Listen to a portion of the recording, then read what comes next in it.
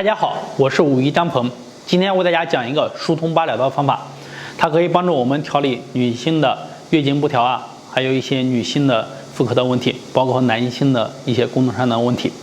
好，如果说男生的你要是不行了的话，你一定要把八髎这个位置好好的给它做好，是能让你恢复功能的。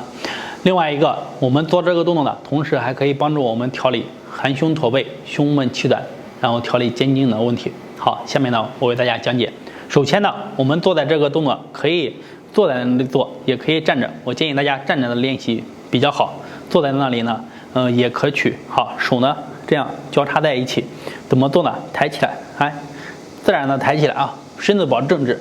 抬完以后落下，好，去轻轻的震动你这个八髎。好，大家知道八髎在哪吧？就在你的骶骨，找到骶骨啊，下面是屁股这个沟类这个尾骨，再往上骶骨，再往上就是腰了。这就很简单啊，很简单的去能找到。好，手差不多一捂这个地方就能。好，手掐在一起，然后大拇指并拢。我给大家看一下，把手掐在一起，哎，大拇指这样并拢，而不是这样。这样的话，你坐着多难受啊，接触面积也特别小。这样的话，整个接触面积就比较大。好，来开始。好，准备啊，抬起来，自然落下啊。1、2、3、4、5、6、7、8、9、10、11、12、13、14、15、16、17、18、19、20、21、22、23、24、25、26、27、28、29、30、31、32、33、34、35、36、37、38、39、40、41、42、43、44、45、46、47、48、49。好，49次，我这一口气做完。很多人呢，一口气是做不了49次的。我建议大家刚开始可以做个10几次，或者做个21次、36次都可以啊，自己说。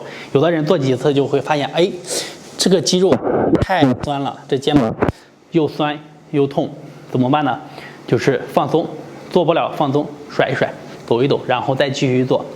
这个坚持练呢，一般情况下你练完以后呢，你整个腹部然后就会很轻松。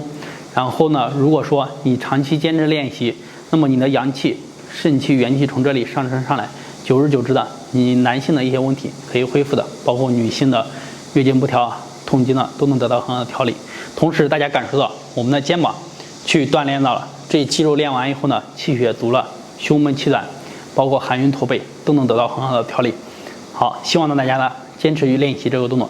如果有什么问题，可以在下方评论留言或者私信和我进行交流，谢谢。